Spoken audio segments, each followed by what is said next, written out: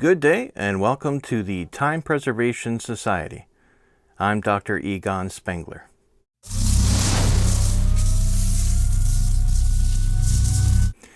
Yes, I'm back after a little break. I was otherwise engaged with some other projects. But I want to thank all the awesome people for all the kind messages I received. I really appreciate them. Today we're checking out a little hidden gem, especially for field recordists. It's a Lav-Style mic made by Fell Communications called the Clippy. They might look like a lav mic, but that's not the only way I use these babies. Let's begin. But first, a little company history as my cat runs around upstairs. Fell Communications Limited is a British company that began in 1999 making preamps, cables, mics, and more. Each product is designed, developed, and hand-assembled in England by the wonderful people there. They're a very small company and they take pride in their products. I've personally spoken to Nick Roast, I hope I'm saying that right because I only talked to him on email, who is the lead engineer there and possible founder? I'm not sure. And he's just a fabulous man with an impressive resume. He worked as a sound supervisor and mixer for the BBC for a number of years before going freelance and working on shows like Mrs. Brown's Boys and many, many more. Before we go on, I just want to let you know that I purchased this mic with my own money. Actually, I have several of them. And I'm not paid or otherwise sponsored by Fell Communications to review them. So, as a field recordist myself, I was told about the Clippy mics in particular in a Facebook group called Field Recording, which boasts over 10,000 members and counting at the time of this video. These mics are very popular in that group and worldwide. Though these mics might have been intended to be used as lavalier mics, they are especially amazing when paired up as omnidirectional stereo mics. This is due to the extremely low self-noise and particular capsule inside. The Japanese-made Primo EM172 or EM272 capsules. I'm using the EM172s right now, but the 272s are virtually identical in every way. These capsules are the exact same ones used in Lav Uzi Pro's mics that many field recordists want but can rarely get their hands on due to small run batches and high demand. If you ask me, I'd rather spend my money on Clippys than the Uzis. And you are asking me, that's why you're watching this right now. I am always amazed at how many people are unaware of this awesome mic. It's ultra sensitive and as such is among the first choice for ASMR artists.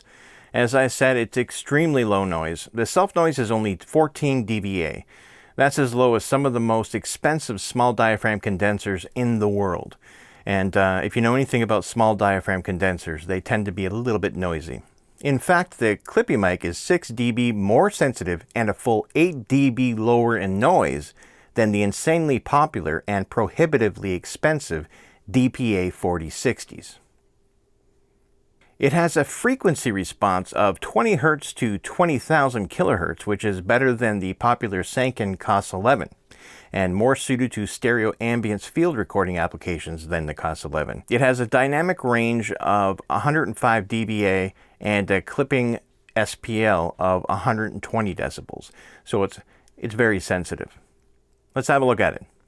The Clippy is an omnidirectional microphone with an all-metal housing. It is light as mics go, but heavier than traditional lav microphones. One XLR terminated Clippy weighs 49 grams. It terminates in an XLR for use in larger recorders or in 3.5mm for smaller ones or for some wireless transmitters. I own both types. The cable is 1.5 meters long and is Mogami. Yeah, I know. Super cool. The connectors are Nutric with gold-plated pins, another massive plus. When you are purchasing the Clippy, you should know that you will need to purchase the accessories separately. That means adding the mic, adding the clip, the Rycote wind protection into your basket before checkout. At least that's what I had to do when I bought mine a couple of years ago and then bought it again because I love them so much. I bought several. It is small, but not tiny. It's much larger than a lav mic that you'd find today, like the Sennheiser M2 here, and simply massive compared to the mics like Sanken COS 11, which is best for concealing in weird places. But I don't have a COS 11 here to show you. One day, perhaps. It measures... Oh, hold on. Let me just get my trusty old measuring tape here. You know, this measuring tape was manufactured in 1988. I picked it up in a theme park on a little known island named Isla Nublar off the coast of Costa Rica in '93. It's 12 millimeters in diameter and 25 millimeters long. Let's do some experiments. Omnidirectional mics are quite different than directional mics like cardioid or the like. You don't need to be pointing it at the source for it to pick up a balanced sound. It's picking up everything close to it evenly. Let's test it against other popular lav mics. Here is the Sennheiser ME2. The ME2 is an incredibly popular lav mic that costs about $150. Here's how the ME2 sounds. What do you think? Do you like the ME2 or the Clippy? And now I'm going to switch back to the Clippy. And now I'm back on the Clippy for a little palate cleanse. This is, once again, the Clippy EM172. And now I'm going to switch to another lav mic. Here we go. I'm now using the Boya BY-M1. This is a very popular, wicked cheap lav that one can find on Amazon for about 20 bucks. It's about the cheapest lav mic on the market, or at least close to it. It's popular because it's so incredibly cheap, and boasts 4 out of 5 stars on Amazon for some reason. This is what this dollar store mic sounds like. And now I'm back on the Clippy. Did you notice the difference in quality between those 3 mics? I'm sure you did, or at least I hope you did. Well, you've already been hearing me talking on the Clippy and others throughout this video.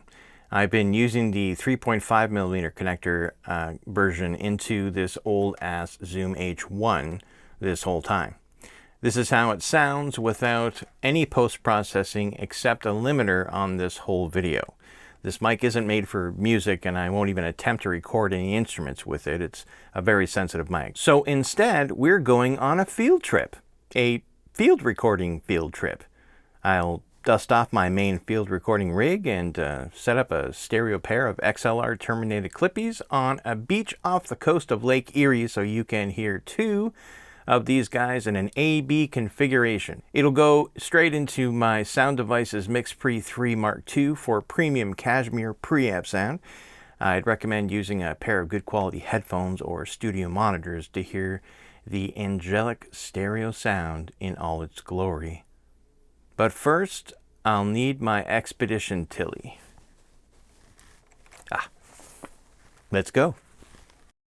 Alright, so I'm currently on the edge of Lake Erie, giving a little test of these awesome Clippy mics. I've got the Clippy hooked on right here. I've got a little pop screen, but just in case, I sometimes use this little furry that goes over top of everything if it gets too windy, but I'm just gonna give it a shot without it. I'm recording at 24 bits, 48 kilohertz.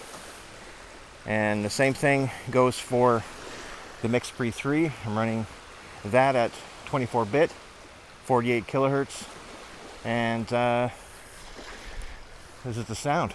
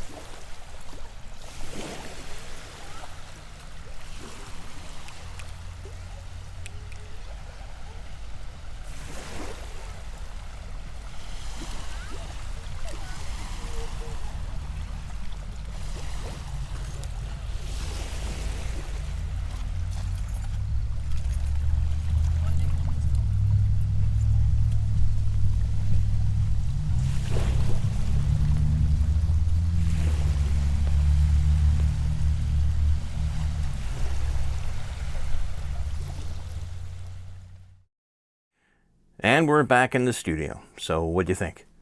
I've used Clippys as my stereo Omni field recording set for more than a couple of years now, and I have yet to find a pair of Omni mics that beat these for that purpose.